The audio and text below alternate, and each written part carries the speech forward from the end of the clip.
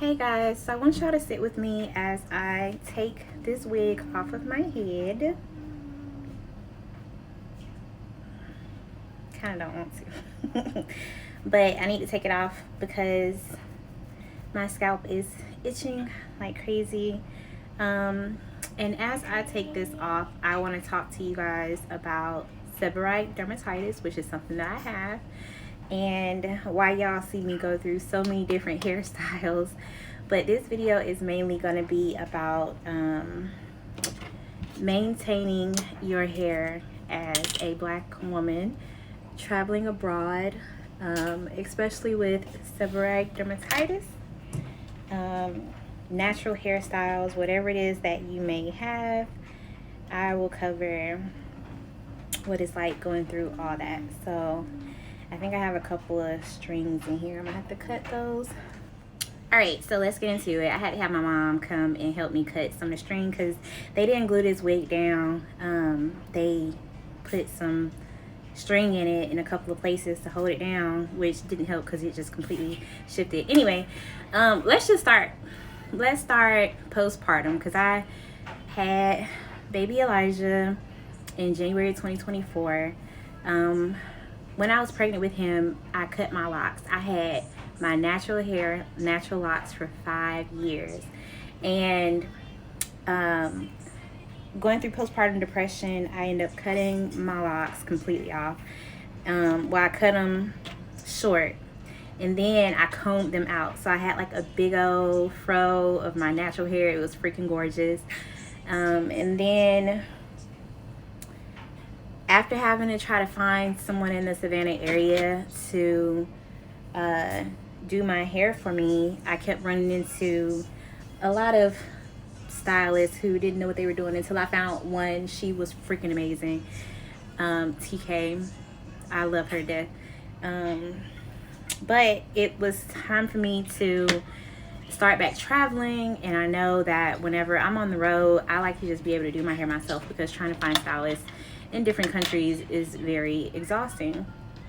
So I decided to lock my hair back up, and I went through, I shit you not, like 4 or 5 stylists trying to lock my hair, and they all did like their own thing to it, and it just messed it up. So because I have seborrheic dermatitis, my scalp is very, very sensitive.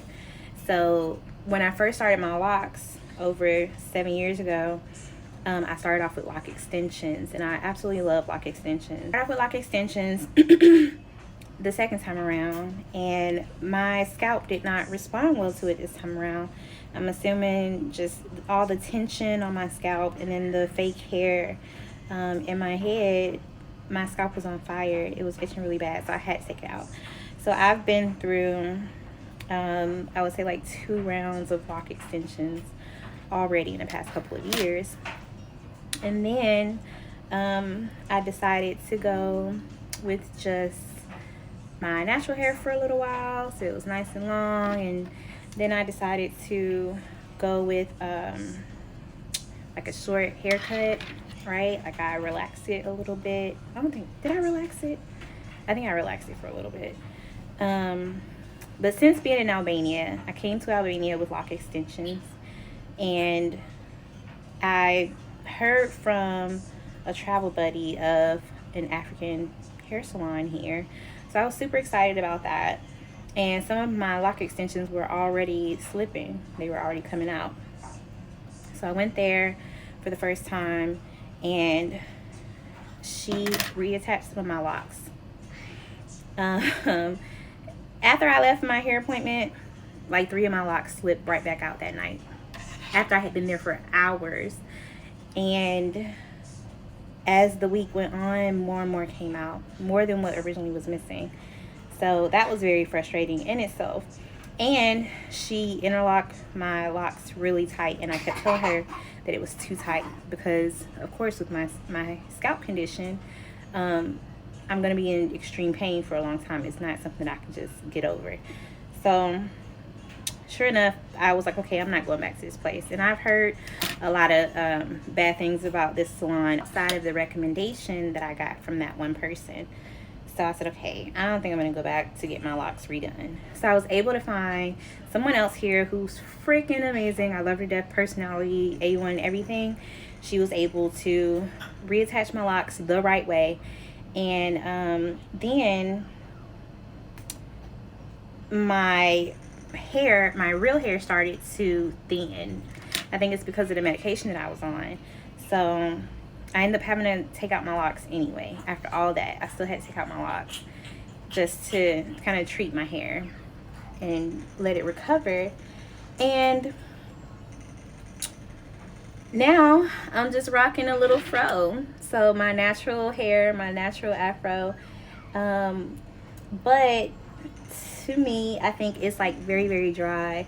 And I didn't want to continue to like just let it keep being dry. I'm ready to go back home and go back to TK so she can properly moisturize my hair and trim it. And because of that, I decided to just do a couple protective styles. So I went to the braider here, and she put this really dope hairstyle in it. Oh my god, I loved it so much. It wasn't too tight or anything like that. But I did let her try a new hair product on me. Usually I don't put product in my hair because I'll have like an allergic reaction to it. But I let her put this new one in there because I read the ingredients, and it seemed like an awesome product, to be honest. But sure enough, like 3 or 4 days later, my hair was on fire again, so I had to take it out, and I was so sad because I really love that hairstyle. So needless to say, I was just saying my scalp's already starting to get taking this down. But yeah, it's something that's super important when not only traveling but just in general, is learning how to maintain your own hair. As a black woman, it can be very hard because we have so many different hair textures. We have so many different coils of curls, and it's just a lot that goes into maintaining our hair. So if you're someone who's used to going to a salon, traveling abroad is going to be very hard to do, which is why I always preferred having locks, because it's very, very easy to maintain, and I used to always do my own retwist. So I have a million stories of going to hair salons, paying thousands upon thousands of dollars to have my hair done one way or the other, and either not having the hairstyle done how I asked, or having my scalp react negatively to the hairstyle. So I think now I'm just at a point where I'm just gonna have to wear my fro and just get used to rocking my natural hair and just letting my scalp take a break, because my poor scalp has been through so much these past couple of years. She sewed this thing down. I'm really struggling getting this thing out. And it's so crazy because you put all these strings in here to sew it down, but my perimeter was just moving all over the place. So I mean, make it make sense. And about that's what I want to talk to y'all about. So I went to this hair salon. First I messaged them on WhatsApp, and I'll even put the messages on here, but I asked, how much is it for, can you first show me like the wigs you have in house before I come all the way over there? And they sent me like 4 wigs, and then I was like, okay, how much is it for the wig installation? Like the wig installation and the price, like, yeah. So they said 5,000 lick, which is like 50 euros, which for USD is like $60. So I said, damn, in my mind, I'm like, damn, that's pretty cheap. $60 for a wig and install. But a lot of stuff here is affordable. So I'm like, okay, cool. So I went ahead and booked my appointment. I get there. I picked out the wig. I sat in a chair. This is the wig that I picked out. They put it on my head. She took a long time to get it sewn in, but all in all, I was somewhat pleased. But I told her it was too tight because it comes with a band. Here's the band. It went all the way around, and this thing, I was already like having a headache from it. And so I asked her if she could loosen up the band. So she cut like some of the band, which I had to finish cutting the rest because it was still too tight. Had a ridiculous headache. But all in all, I was still satisfied with the overall look. I get up to go pay, you guys. Why she say it's $25,000? Like, now mind you, this is a different woman that put the wig on me. I said $25,000.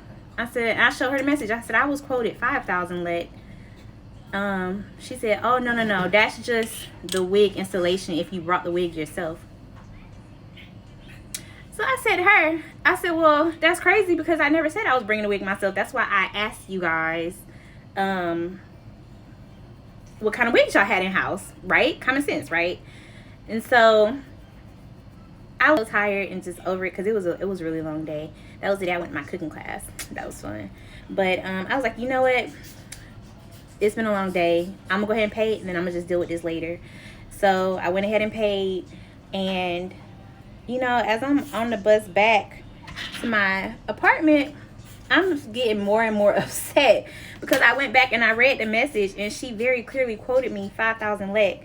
So instead of paying $60, I ended up paying $300 for this wig, something that I knew I wasn't gonna be wearing. If I had known it was gonna be $300, if she had properly quoted me, I would not have gone to get this wig because I already knew I wasn't gonna be wearing it like that. Now, for people who wear wigs often, this would probably be worth it for them. But I don't wear wigs often. This wig is shedding like crazy. So I don't really know too much about wigs. I don't know if it's a good quality wig or not. All I know is it's not something that I planned on wearing for a long time. So I would not have spent that much money if I was properly quoted. So I do feel like they tried to lie and rip me off. And so I slept on it and I said, you know what? No, I'm going to have to address this later. So yeah, just be mindful of what people say and do whenever you go to these hair salons overseas. A lot of times they try to act like they don't speak good English, which they do, until it's time for you to pay or you have a problem. And then I wish I had just triple checked the price before.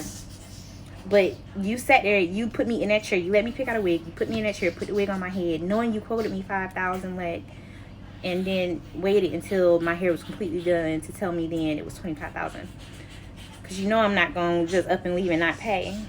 So, yeah, those are, I wish I had gone to my actual, like, the stylist here that I really like. But I don't think she had wig selections. So I think she only does braids, and right now I can't do like really tight braids. Like these braids right here are loose, and even still, like my scalp isn't really reacting well to it. But it's just always a lot that you have to deal with when traveling abroad. You have to read reviews, which I usually do, and it takes me a while to want to have someone new in my head. And whenever you're traveling abroad, at least for me, I try to be open-minded, right? And I'm so curious as to what the experience would be like outside of the US. But a lot of times it's not very pleasant, because you do have people who, one, will overcharge you. They'll try to rip you off just because you're a tourist. And two, you'll run into people who just don't know black hair, and that's just being honest. Because if you go to some parts of Asia or even some parts of Europe, they just don't know any better.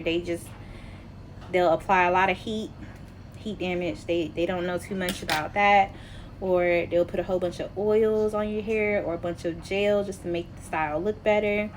I guess so many things that happen just so they can get like a finished product that looks decent for Instagram. So those are all the things to look at. Oh my god, it's finally off. Yeah, my scalp is itching like crazy. So I bring my own shampoo whenever I travel. It's usually medicated shampoo. Me and my daughter have to use it, so we regularly wash our hair with that, and we make sure our scalp is dry and no extra like oils and things. And then I bring our prescription topical solutions for when our scalps are like really flaring up, like really bad. So always make sure you bring items like that when you're traveling. Even if you think that you'll have someone locally to do your hair, make sure you have your own stuff yourself, because you never know what'll happen. So right now I'm going to take these little gel braids out and just let my fro breathe. But I think that's all I had to say about this. I just wanted to let you guys just go through the process with me and let you know some of the things that I have to go through, because a lot of people be like, oh my God, Erica, you just had locks yesterday.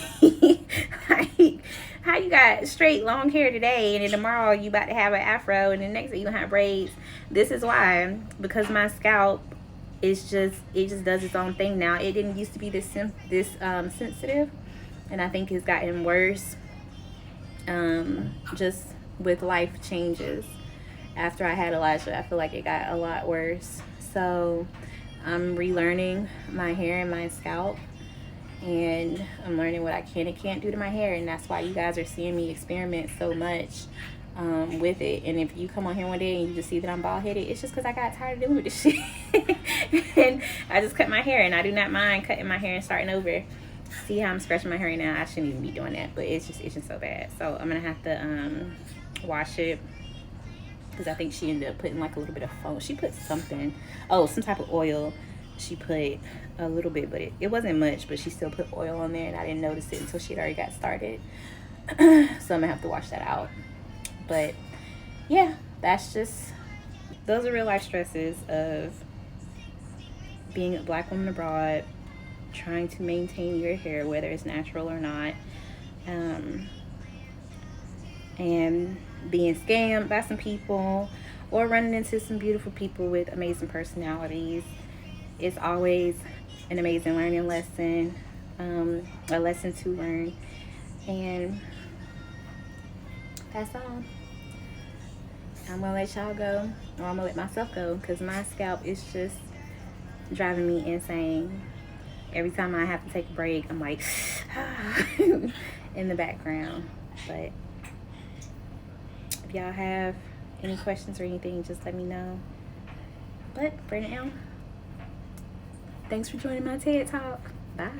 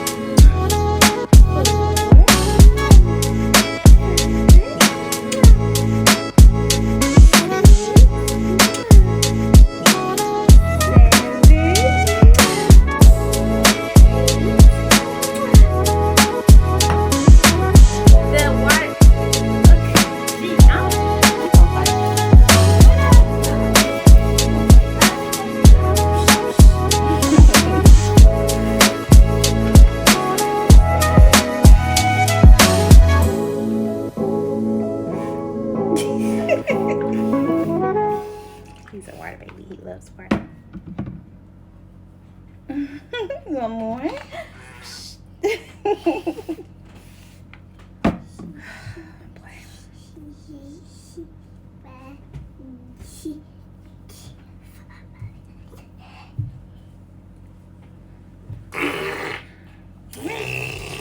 That's it for today.